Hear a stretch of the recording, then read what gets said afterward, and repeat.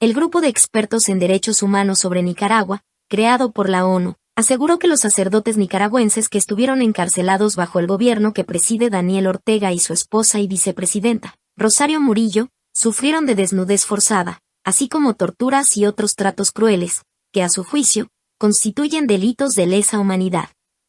En un informe sobre violaciones y abusos de los derechos humanos contra miembros de la Iglesia Católica y otras denominaciones cristianas en Nicaragua divulgado en el 55º periodo de sesiones del Consejo de Derechos Humanos, CODH, el grupo de expertos sostuvo que documentó una serie de actos u omisiones cometidos en centros de detención de la Policía Nacional, como el complejo policial de la Dirección de Auxilio Judicial, conocido como el Nuevo Chipote.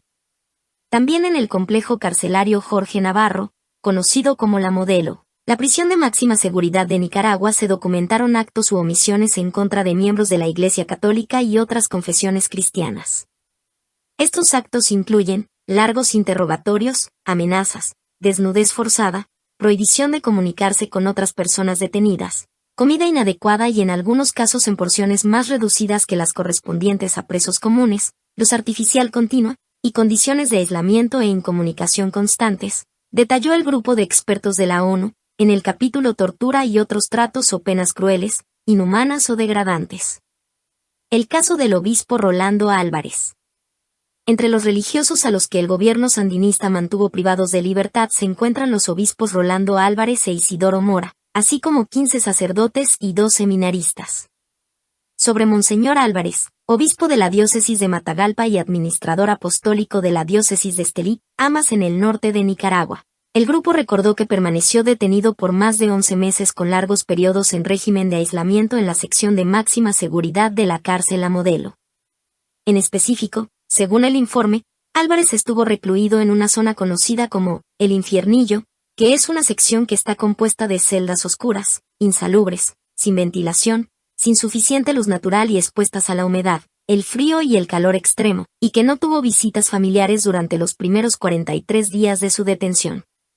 Monseñor Álvarez fue condenado en febrero de 2023 a más de 26 años de prisión por delitos considerados traición a la patria, y liberado y enviado al Vaticano en enero pasado tras un acuerdo entre Managua y la Santa Sede. El grupo de expertos manifestó que hay motivos razonables para creer que estos actos u omisiones constituyen tratos crueles, inhumanos o degradantes, en algunos casos, tortura, tanto física como psicológica. Sobre el Nuevo Chipote, donde al menos 9 sacerdotes estuvieron detenidos junto con opositores, señaló que las víctimas fueron sujetas a un entorno de tortura, ya que éstas sufrieron prácticas ilegales de aislamiento prolongado o indefinido, régimen de incomunicación, irritación sensorial, amenazas e insultos, entre otros. Crímenes de lesa humanidad. Tampoco tuvieron acceso a Biblias y no se les permitía orar en voz alta, por lo que el grupo concluyó que, en algunos casos, dichos tratos alcanzaron el umbral de la tortura, debido a su combinación, carácter prolongado, la presencia de otros factores estresantes o vulnerabilidades y los graves daños psicológicos y físicos que provocaron sobre las víctimas. Asimismo, observaron que los actos u omisiones cometidos por agentes policiales y carcelarios fueron actos deliberados y se llevaron a cabo con la intención de imponer a los miembros de la Iglesia Católica y otras confesiones, cristianas y opositoras, dolores o sufrimientos graves, ya sean físicos o mentales. Señalaron además, que actuaron así con el propósito de obtener información, castigar, intimidar o coaccionar a las víctimas, o de discriminarlas por ser percibidas como opositoras al gobierno. Por tanto, el grupo de expertos consideró que los actos de tortura y tratos crueles infligidos en contra de los miembros de la Iglesia Católica, que han sido sistemáticos desde abril de 2018 en Nicaragua, cuando estalló la crisis, también forman parte de este ataque.